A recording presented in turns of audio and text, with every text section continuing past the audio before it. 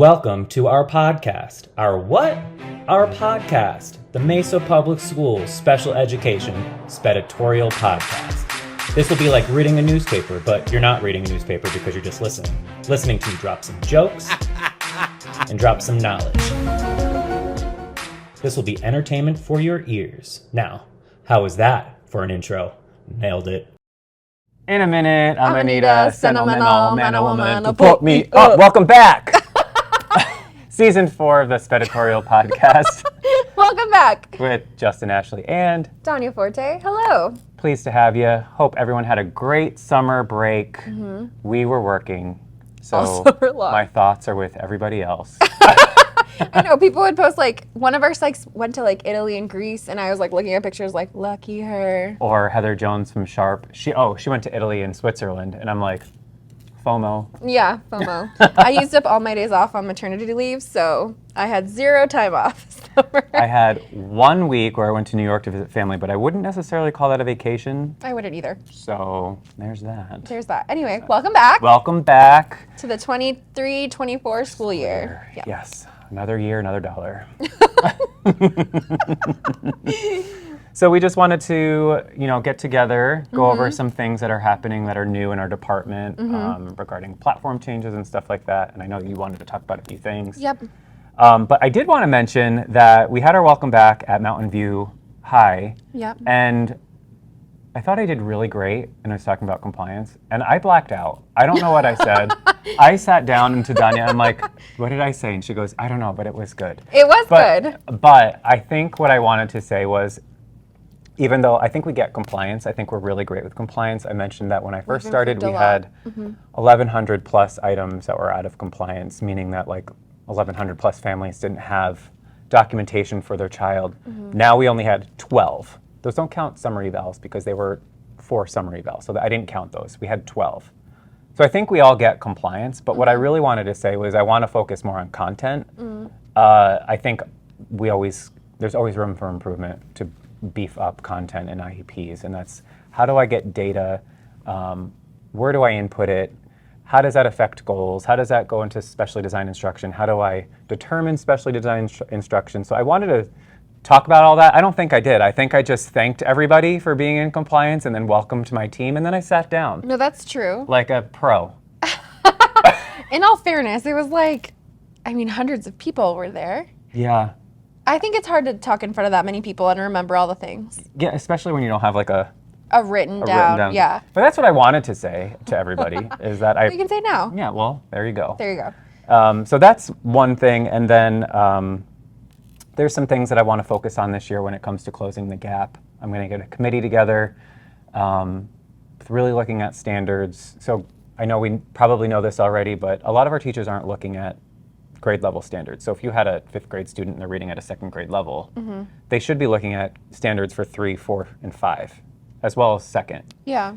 But they should be able to align it with the 5th grade, because if you're not aligning it to an upper grade level that the student should potentially be in, then we're still not closing the gap. They're just moving along with 3, 4 years behind. So I want to focus on that this year, and just beefing up the content that's in our PLAFs with more data, because I feel like that's just been a struggle, and I don't know if they just don't know where to find it or where to pull it or how much to progress monitor for, but I have plans set in place that I'm going to get a team together so we can develop this whole new training that we can push forward to the instructional coaches. I think it's hard too, because like not all data is meaningful and not all data is data that you need. True. So I think it's more about like targeting data and making sure that what you're collecting is reflective of their goals and accurately keeping track of progress. But B, like, how are you interpreting the data? How often are you looking at it? Because it should be guiding your processes, right? Like if you're collecting data consistently, you should have a good picture on any given week, like where your students are and if they're progressing. And if not, then we should be adjusting goals. I think on my end, when I get pulled into conversations, I hate when a parent's like, they've had the same goal for 3 years. Yikes. Like, that's not good, right? We should be readjusting. So I do think it's a good place to start. Yeah, so we'll see how that goes. There have been changes in Synergy, which I'm sure all of our veteran teachers, not our new teachers, but our veteran teachers will probably notice. So we added the Move On When Reading statement. So that's embedded into the IEP. That's in the awesome. PLAF tab up on the top, right above where it says Include Transition. So there's one there, so when you click it, it will be in the print preview or printed out document. So that's one thing. We removed the PLAF Medicaid information, and we input all of that information over into related services. I don't know why we're mentioning it twice in the IEP. Didn't make sense. So now we're just going to mention it one time. Special Considerations tab, we added the behavioral PBIP document. So now you don't have to leave the IEP. All you have to do is click that button and a PBIP generates. You just have to make a copy. We have an alternative assessment document that's being worked on currently. When we update that, that will be added to the IEP as a link. So you could click in the IEP that link and an alternative assessment doc will populate. It's going to guide teams a little bit better than the previous one. A lot of our teams, when they were going through the alternate assessment of students, they weren't putting the evidence in there. So they're just checking the boxes with no evidence, but we should have evidence. So we tweaked it a bit. There will be a user guide of probably just going through the document as to what needs to go where, just so that everybody knows. SDI is coming. The release was supposed to be done this week. Latest should be next week. So in your SDI, I know we all had issues with math when you selected the number of sessions. So if you selected one session for 15 minutes per week, a lot of us wouldn't know how to calculate the total number of hours, which led to a lot of amendments, which a lot of people hated. So now when you click one session for 15 minutes per week, you hit save on the top, the total hours will auto-populate. So no one has to do math. That is a dream come true. Yeah. For me, I'm really bad at math. She and is. so Just kidding, I'm terrible at thanks math. for confirming that. I mean, it's true, but anyway, so that would be hard for me to do. That's coming, so there will be a news feed once that's implemented. It's not going to be an any IEP that's open. It's only going to be in IEPs that are Opened yes, throughout the year. correct. Thank you for putting that because I was catching myself that I was going to say something wrong. Yeah. And then the transportation, we're just going to have pre-selected things where if you select transportation, there's only going to be like one item in the drop-down menus for transportation provider, curb to curb, and then 0 hours because I could stress and stress and stress that transportation is always 0, and I still will find 10 to 15 hours per week of transportation. Keep in mind that Do you like that long stare that I just did? I'm like, yeah, that's why I was like, keep in mind that what we write in the IEP as a legal document, we could be held to providing. So if you're saying that they're getting 15 hours of transportation a week, that means that a child is on a bus for 15 hours total. So yeah, so be careful. you're just setting us up for a loss already. So just make sure it's 0. Help me, help you, help me, help you. Help us help you. Us out. Another thing that's changed, which is very, very small, is the transfer process. I did a whole user guide, gave it to psychs. Department chairs and site leads were informed of it. It's just in the Gen AZ 24, it's called transfer process. If the student does have Medicaid services, you'd select yes, and then there's a little menu that populates below. So that's just to keep in the back of your mind that that's changed a bit. And the psychs are usually in charge of that form in the transfer process. They usually finalize it because they have to enter the dates of the MET and the eligibility and all of those things, but just keep in mind that it has changed. And let me reiterate, because there's been questions already, and I did this whole transfer already process, know and what it you're was gonna on say. forms, and it's a collaboration. This does not fall on the shoulders of a psychologist to complete all transfer paperwork. It is a collaboration. Here, for example, Danya is a psychologist. I am a special education teacher. Danya would review the MET to make sure it's in compliance. Yeah. I wouldn't review the MET because I don't have the expertise to really make that call.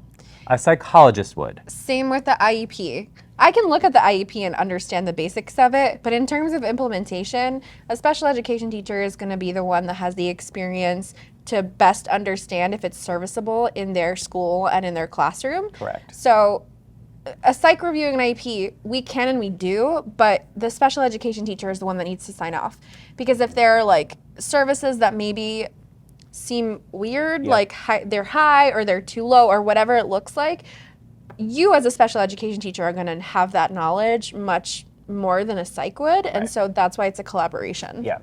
So just for fun, she would maybe do 50% of the transfers. I would do the other 50% because it's a collaborative piece.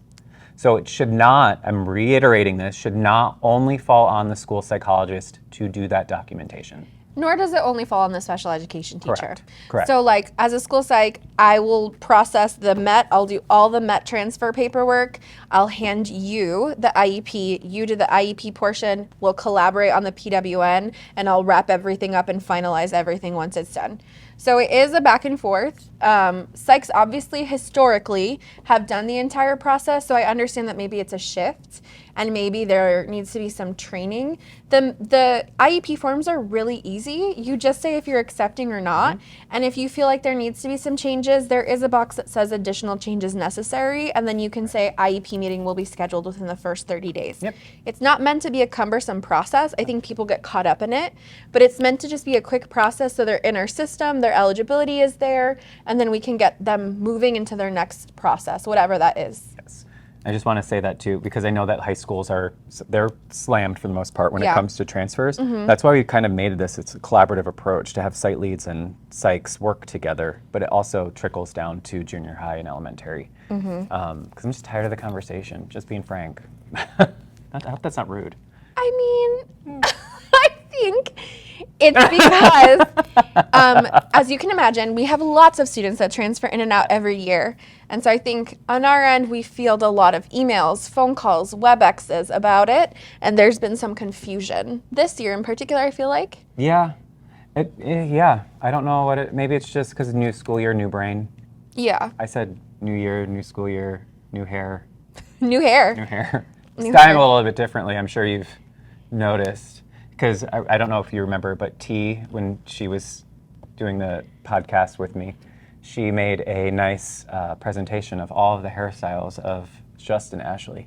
I did not know that. Oh, she went hilarious. ham on me. I think I probably deserved it, most likely, but I mean, it was kind of an evolution. Sorry, that's hilarious.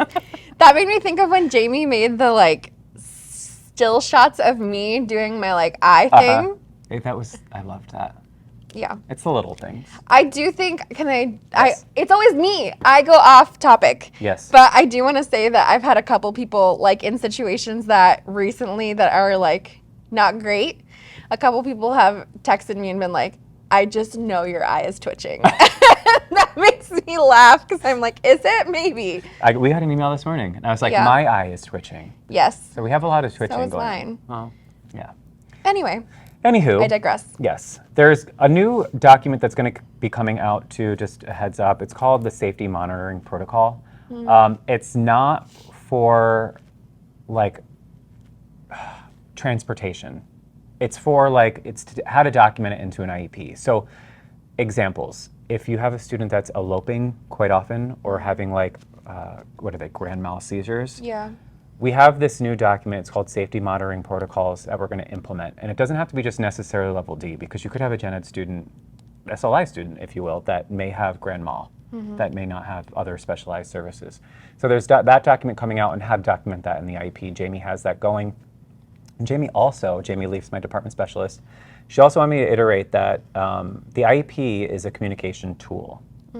I love that she said that, because it's in essence, it's just telling the team where the student is currently, where they need to be, what types of goals are being issued, how are we providing the specially designed instruction. And she said it was a communication tool because the whole team needs to be on page as to what classes, if they're transitioning to different classes, doing electives, where they're going, who's providing services, and just having that open communication between the entire child's team. So I really like that she said that, so I'm just reiterating it here, and she wanted me to point it out. So there you go, Jamie Leaf. There's a There you wink go. for you. He did it. Check. Boom. Now, I know you wanted a few things to talk about, Yep. and I have the notes. Why don't you talk to us a little bit about registering students? Yeah, so I said this last year. So for those of you who maybe watched that episode or already know this, I'm sorry if it's a reiteration of information that you already know. But since it's the start of the year, we have a lot of transfer students coming in. It's worth a review. So let's say, Justin, that you are on a campus that does not have self-contained programs. And a new cutie patootie kiddo registers on your campus, and they're a level C for, I don't know, maybe in their previous district for autism. They were in an autism-based program. you cannot deny enrollment, right? So you can't say to a parent, oh, sorry, we don't have your program here, so you're going to have to figure out what to do. No. Please, pretty please with sugar on top, don't do that because it's illegal. It's a denial of FAPE. So for those of you who don't know what FAPE is, I'm sure everyone does, but it's free appropriate public education. Under IDEA, every child is entitled to FAPE. So their neighborhood school is where they register, whether or not you have that specific program at your campus. And then here's what I would say to the parent. Oh, I noticed in their IEP that they have a very specific program. We don't have that on our campus. However, you are welcome to bring them, and our campus will do our best to meet their needs until they're placed. Now, usually placements do go pretty quickly. Then you would email Amy Anson or Julie Bartonen, depending on East or West Elementary, Carrie Carsons for junior high, Dr. John Fry, welcome to Mesa, for high school. And you would say, hey, I have this student, he needs an official placement. And then they would handle it and officially place the student somewhere. You would then communicate that to the parent. But we do not deny enrollment. So in saying that, I recognize that this is a joint effort, right? It's not on special education staff necessarily, because the first person that they meet is the registrar. We'll work on having that communication again put out to registrars, but in the meantime, in the interim, if you as special education staff could really help support that. We had a couple of situations last year where a parent was denied a placement or enrollment, excuse me, and then if they're not enrolled in our system, our directors can't place them anywhere. They have to be in Synergy. So then potentially a student is sitting at home for days, weeks in some cases, and they're being denied their free appropriate public education. So since it's the beginning of the year, just a reminder, a gentle reminder, to let's do right by our kids and make sure that they're enrolled so that we can get them placed as soon as possible so that hopefully there are no days missed of instruction. Love it. Yeah. Love it. Is that a little long-winded? Sorry. Yeah. So because you said that and I completely forgot, we probably should have did like a little welcome thing just in case someone missed the welcome back. Yeah. We do have 2 new directors. We have, like Danya just said, Director of Secondary Schools, Dr. John Fry. He comes from Minnesota, I believe. I think so. And he's been doing a lot of driving. When I say that, he's been going back and forth. Yeah. I think he's here permanently now, which is great. I think but they like, just I was moved like, last weekend. I was like, how are you doing all that driving? But he did it and he's here. So welcome, Dr. Fry. We also have Julie Bartonen. She comes from Tempe L. And she's going to be handling the East schools for elementary. Yeah. And then we wanted to give like an intro to psych, so I'm going to let Danya introduce the new psychologists that have been. Yeah, I should have pulled up my list because now I'm nervous that I'm going to forget someone. Okay. But we do have a handful of psychologists. I'm going to start with our interns because I know them all. There's 5. There's 5 of them. So we have 5 interns, 3 of whom were actually my students at the U of A. So go Wildcats. Actually, go Lumberjacks. But these are the 3 students. Wait, hold on, pause. Wildcats or Lumberjacks? So Wildcats is UA, University of Arizona. Oh. Okay. But I went to NAU Okay. for my bachelor's, so I am a lumberjack through and through. Got it.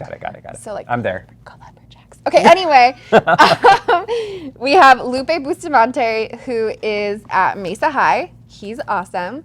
We have Soraya Gresham, who is at Red Mountain Ranch Elementary, and she'll also be at Salk with her supervisor. We have Edith Preciado, who will be at Whittier. Are you like, I can see you like mouthing it to make sure that I'm saying the right thing.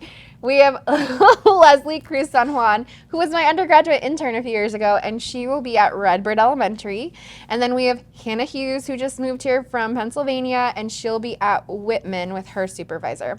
So welcome to our interns. If you don't know, we have fabulous interns, and they are learning the role of the school psychologist throughout the year so that come next school year, they will be independent psychs, you know, hopefully staying in Mesa, but you never know. And have some leniency. They're learning. Yeah. So if they don't know something, they'll get you the answer eventually. Well, we expect them not to know everything. Yeah. And that's not meant to be like insulting, but just think about your first year on the job as you were learning. You don't know everything. Right. You're not expected to. So welcome.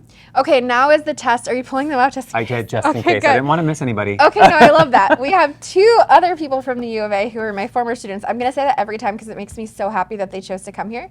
We have Kevin Salazar, who's at Holmes. We have Shaylin Quinn, who's at, don't tell me, Field. We have, okay, this is it. We have Shantae Shaw, who is new to high school. She's at Mountain View. We have Carissa Rulasan Kresick, I think that's how you say it. who is at Pomeroy. Uh-huh. Oh my gosh, I'm going through people's faces in my brain. We have Krista Potts. Yep. I'm Posted. not looking Oh. because I want to. Don't. Oh, I'm sorry. Oh my gosh, she's at It's taking Posted. too I'm long. sorry. It's because my brain is working. We have Abby Hernandez Herrera, who took over at Lincoln, which is my former school and my happy place. So I'm really excited for her. Now I'm just going to look because you're bringing it up. We have Jordan Causadias, who's also at Mesa High with Lupe. We already talked about Krista.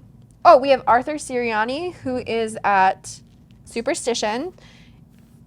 And I think that's it. that might be it. Yes. Did I forget anybody? If we forgot you, Oh gosh. it's because you're awful. No. I'm what? totally kidding. I'm kidding. That's my humor. Yeah, it is his we, humor. I think we got everybody. If we didn't, let us know in capital letters so that you can put us to shame on the next podcast. Maybe we'll invite you. Yeah. I'm like picturing my new to Mesa group last week, like their faces. I think that's everybody, but maybe I'll go through. Anyway, Side I note, wanted. that was a small room. It was a small room. I wanted to say welcome. We really lucked out that, such great psychologists chose to join our district and fill some of those vacancies, and we're really happy to have them. So welcome to Mesa. Yeah, welcome to Mesa. And also some leniency with them as they learn Mesa. Yes. You wanted to talk about scheduling, which I think is important regarding this school year, respected time. Thank you. Welcome. I was giving you a blank stare, I know, you're so like- you just continued to jog my memory. Thank you. Look, guys, mom brain is real. And Just I providing her accommodations Yep. throughout the year. I barely slept last night, so I Extra think appreciate time. it. Extra think Frequent breaks. time. Cues. You were Yes, giving me some cues. cues. I was like, Cues. cue. Cues. I got it. Okay. And I'm back. Okay, so scheduling. So we are asking, and this, I'm going to write up something today to hopefully go out to administrators, but we are asking for support in protected report writing time. Nobody likes to write reports, at least very few, but it's a very crucial aspect of the job of a school psychologist and speech and language pathologist. But for psychs in particular, I am asking administrators to honor and respect 3 to 4 hours a week minimum, but for sure 3 to 4 hours of protected report writing time, because there are times of the year where we have an influx of evaluations, whether it's referrals or it's usually around the end of a semester, like November, December, April, May. Those are heavy evaluation times because people wait to refer kids, and so those initial evaluations usually occur around those times, if that makes sense. Anyway, psychs get backlogged. I mean, reports are pretty cumbersome depending on the type of evaluation that's done. Like autism reports can take like up to 8 hours to write, no joke, because we do so many assessments and it has to be really detailed. So it's crucial to the work that we do that our reports are written in a timely manner so that we don't have families who go months sometimes without having their eligibility, because if they were to move or if they needed it to try and seek outside support, they don't have those documents. Yep. So 3 to 4 hours a week at minimum for psychs to just close their door, turn off their radio if they have it, put down the volume of their phone and really focus on report writing. That's going to be really crucial to our success this year. We put similar guidance out last year, I believe. We so did 1 to 2 hours. 1 to 2. We're boosting it up a little bit. Yeah. Because we also want to point out just like our self-care needs. That's something else I wanted to mention. Like, we shouldn't really, I know it's easier said than done, we shouldn't really be taking work home with us, even though we all do it. Right. We shouldn't really be, because that's what I think is the key factor in burnout. And we don't want to burn you out. That's not our focus, is let's get them. No, like, we want you to be able to have time with your friends and family on weekends, or whatever you like to do on the weekends. On the weekends, weekends are weekends, work is Monday through Friday. Yeah. So that's the reason that we're going to up it to 3 to 4. Hopefully, like, with that being said, you'll be able to get a little bit more report writing done.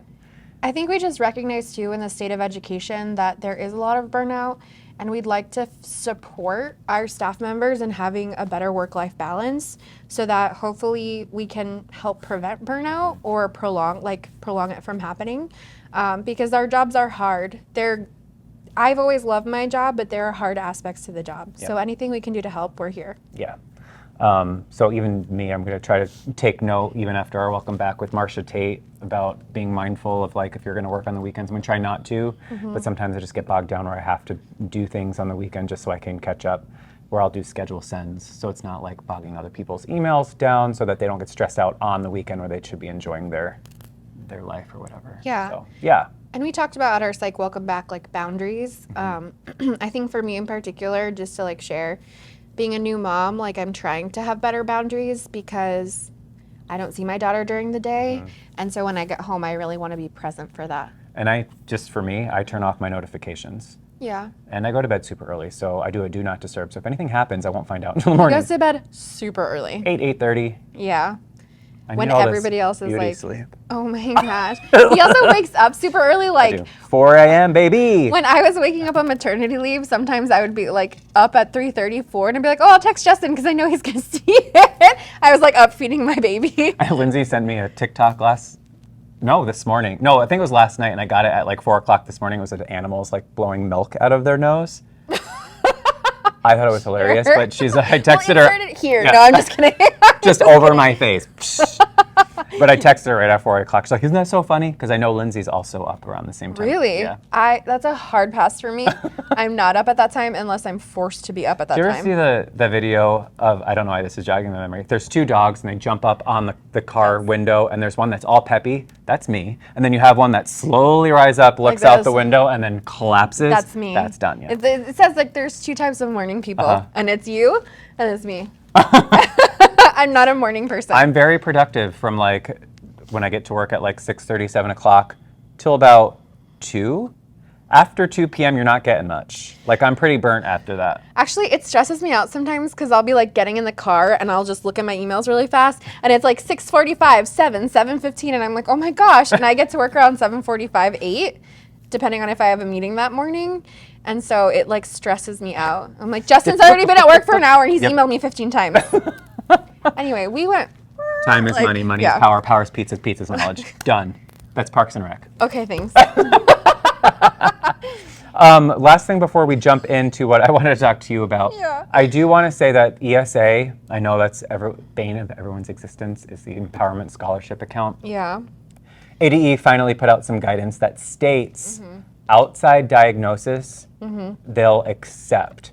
So if a parent comes to you and says, I want an evaluation, start asking questions because that might save you time. Yes. If they have an outside diagnosis for autism that was just done and completed, be like, you're done. You have to submit, you can submit that to ADE and they'll take the next steps. Yes, which is huge because often parents do come and they're like, I have an outside diagnosis here. Like, here's the report, you just find them eligible. And A, that's not how it works.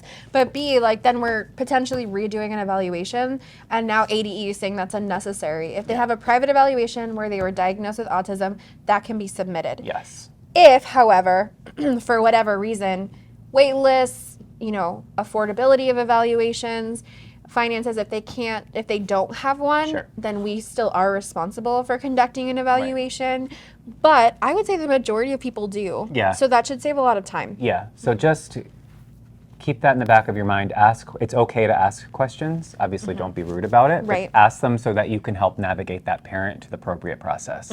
With that being said, because ESA and IEEs kind of go together, John, you wanted to talk a little bit about IEEs let's identify what that is, or define it. Sure. So an IEE is an independent educational evaluation. So in procedural safeguards, which are parent rights, parents have a right to request an IEE if they disagree with the evaluation results or the findings of the MET of the PEA, the Public Educational Agency, which in this case would be us. So in a scenario, right, like let's say I find the student eligible as having a specific learning disability, but the parent really feels like they have autism and our team didn't find evidence of that, they can request an IEE. It's at the cost of the district. So we pay for an outside educational evaluation. It's expensive. No joke. But we pay for it, and then typically when an IEE has been completed, that outside agency will send us the results, and then we have to respond. So that's what I wanted to talk about, is because I feel like if you haven't had an IEE, that's maybe not a process that you're familiar with, but I do feel like parents have become a lot savvier recently and are requesting IEEs way more frequently, it's also related to ESAs. So if you have an IEE, it kind of depends on what the results say. So let's say in that scenario where I found them eligible as SLD but not having aught, if the IEE is in agreement with that, they don't find evidence of autism, you can just review it, but there's no real like next steps. If, however, and I have to clarify, but I think it would be like a red met potentially, like you review it, the findings are the same. Yeah. No, it wouldn't be a red met. It would just be a Red. review. Yeah. And then, but like, let's say they do find them eligible as autism and the recommendation is that they're found, then you would have, it's done within a review of existing data. And so you and your team would have to say like, do we accept this evidence? And you do that in a red meeting. Do we accept this evidence? And you could find them eligible based on it, or you could say, we'd now like to collect additional data, and then it would throw you back into an evaluation process, if that makes sense. So I know I just stumbled over my words, so I'm gonna re-clarify. In a case where no changes are recommended, you just can review it's like, you would print the ad hoc form of like a general meeting request, and you could just review with the parent. If changes are recommended, you go to a red, and then your team decides from there. If, however, changes to eligibility are not recommended, but changes to the IEP are, then you would schedule an IEP meeting and you would review those recommendations. We're not obligated to implement all of the recommendations. I do want to say that, but we are obligated to consider them. So you would consider them and discuss them, and maybe you implement the recommendations or you come up with a different recommendation, a compromise, something like that. Did I re-explain that okay? Yeah, that made sense to me. Okay. If you need clarification, You can email me. Email her, please. I Yeah. was gonna say or myself, but she'll have more of those answers than I would. I can Yeah. help navigate, but go to the source. And I do just want to say this too. I think there's misinformation being spread to parents where if they request an IEE, it guarantees them an eligibility. If an outside evaluator recommends a change in eligibility, that doesn't obligate us to change it, but we do have to consider everything. So if they've collected ample evidence to indicate like autism in that scenario, we have to consider that. And either we accept the outside testing or we feel like we have to supplement with some of our own. Usually we supplement because they don't often reach out to teachers for that impact on education. But we do have to, meet them where they're at. This is new information. It's a review of existing data. This is new data that has to be reviewed by the team, and a determination has to be made. Yeah. So if you have questions, psychs, you can always reach out to me. But if teams aren't sure how to proceed with an IEE, you can email me. IEE requests are filtered through me and my secretary, Monica Garcia, and we get approval from Teresa. So I hope that clarify and I didn't just muddy the waters even more. But They are a beast, though. When you were out on maternity leave, I don't remember how many I denied, but I denied quite a bit. And I was not hoping to go to due process, but they all wound up withdrawing their request to move to, because you essentially go to court. And I had to convene with the psychologist that wrote the evaluations and review it together so that we can determine if I'm going to support the evaluation or not. And all of the ones I've denied, I supported them. I know psychs are doing such a tough job and they're doing tremendous work. So to have their back in those cases is... And I feel like usually in recent years, the IEE requests center around autism. Like we don't find them eligible as having autism. And then a parent is like, well, then I want another evaluation. And sometimes the denial comes because they've already had an outside evaluation. We've done a very comprehensive evaluation. So for us to pay for a third evaluation at that point doesn't necessarily make sense because what other data could you get within a calendar year or a span of 4 months that you don't already have? Right. So I would say that's been challenging in this role as coordinator of psychs, just seeing those come through and really having to okay, let's look at what we did. Did we do everything we were supposed to? Is this valid? Do they have a leg to stand on? Et cetera. Parents have the right to request it always. We would never deny that. Give them my name. But we will be kind of looking at some of those things. Beautifully said. Okay. I've done a lot of talking. You did. There's one last thing before I sound off, is we forgot to introduce the coordinator of specialized programs, which is Trish Malott. Yep. She used to be the psychologist at Pomeroy. No, at Serine. Serine. Just kidding. This is a test. I was testing Danya, and I passed. she did wonderfully. Flying colors. Do you like how I passed that off? Yeah. But welcome her. She's going to be working with our Rise and Soar programs and as well as with our BCBAs. Yay, and I know Trish. she's doing tremendous work, and teams have really welcomed her with open arms. And I'm going to say some quotes, like, lost Sarah Barrett in that role, but it was not a loss. She just transitioned to be a preschool coach. Preschool is her jam. She loves it. She loves it. Lucky preschool teams. Yeah. And lucky us with Trish. Come visit us, Sarah Barrett. Yeah. You know where we are. With that being said, we're going to sound off. Before I do, sound off. Thank you. I was like, what is that from? I couldn't remember. Now I drew a blank. If you could go and subscribe on iTunes, Spotify, Google Play, we'd love it. Only 5 stars. That'd be the most. Yeah. I'd love that. You can't actually click any other stars. Yeah. It's 5. You have to just click 5. Click 5. Sarcasm there. But 5. But also, if you do 5 and people are voting on it, our little podcast thing moves up as to like most listened. Fun. And then anybody can listen to it. So I don't know if anybody should listen to it. Right.